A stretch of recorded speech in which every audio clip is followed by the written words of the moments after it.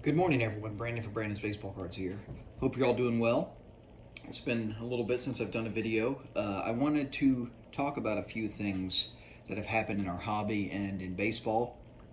For starters, I think a lot of baseball people were very, very happy to see the Hall of Fame announcement of who was voted in by the Veterans Committees.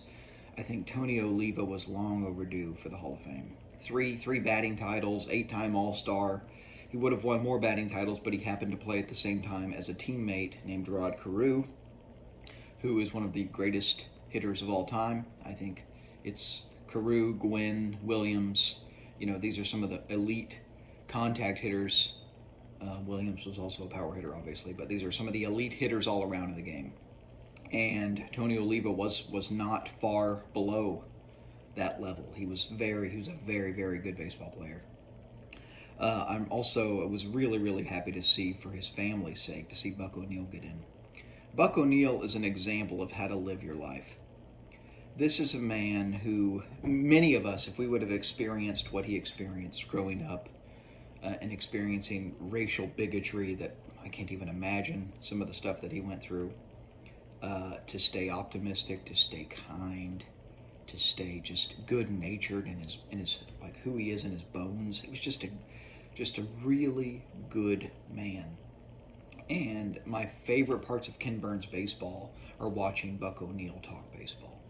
And I never got to meet Buck ONeil, but I actually wrote to him a few weeks before he died.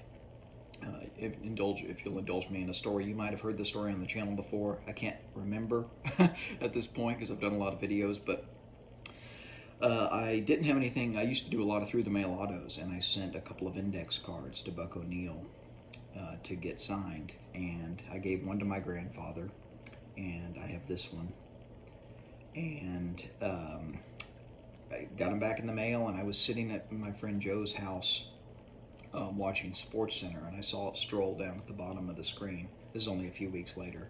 Buck ONeil dies at age 94.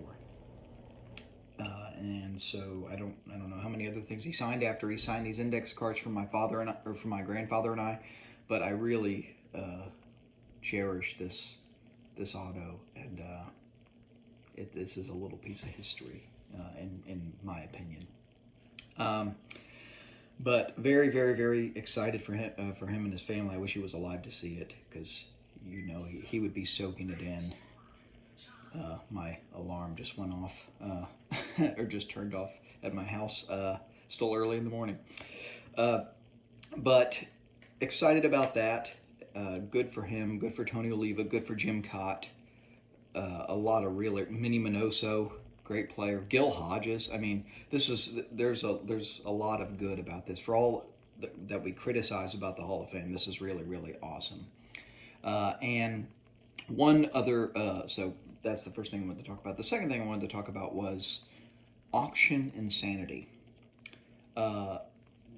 December 4th, the Memory Lane winter auction ended, and December 5th, Robert Edward auctions ended. And they both had massive catalogs and some really impressive stuff. The Memory Lane auction saw some of the most ridiculous, overinflated prices for unopened material that I've ever seen. To give you some perspective, a 1983 Topps Tony Gwynn rack pack, Tony Gwynn showing on front. Okay, this is a $300 to $400 rack pack any day of the week, very consistently. It's not cheap, but it's a $300 to $400 pack. Okay, a Tony Gwynn rack pack after the buyer's premium went for over $2,500 at Memory Lane. $2,500. You could have bought 8 Tony Gwynn rack packs for the price that someone paid for one. So two people that didn't know the market, hopefully it wasn't shill bidding. I'm not going to assume the worst in people.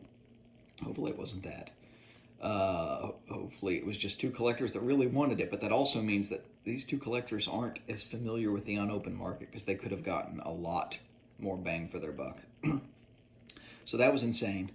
Then there was a 84 Donruss rack pack that I was considering bidding on that had the Joe Carter rookie on top, and then it had Tony Gwynn in the middle cell and George Brett in the other cell. So 2 Hall of Famers and the Joe Carter rookie on top. I was thinking maybe this would go for $500, maybe $600. It went after buyer's premium for almost $1,200. Just insane. The Robert Edward auction was actually seemed more in line with market trends. A lot of the unopened went for around what it was worth, give or take, with some exceptions, some really notable exceptions, right? They had some items that are hard to price. They had a 52 tops wax pack, which that's worth whatever someone's willing to pay for it at this point. You know, they had a 54 tops wax pack, some insane stuff. But I was able to pick up a lot of 2 rack packs for a fair price. Even after the buyer's premium and everything, it was a very fair, reasonable price. So once those get here, I will do a video showing those.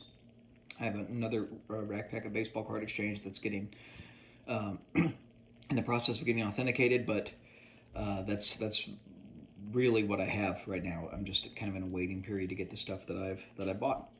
So with that, I'll let you guys go. I hope you all have a great rest of your day, great rest of your week. If I don't put out another video, be in touch soon. Keep collecting vintage and open baseball, everybody.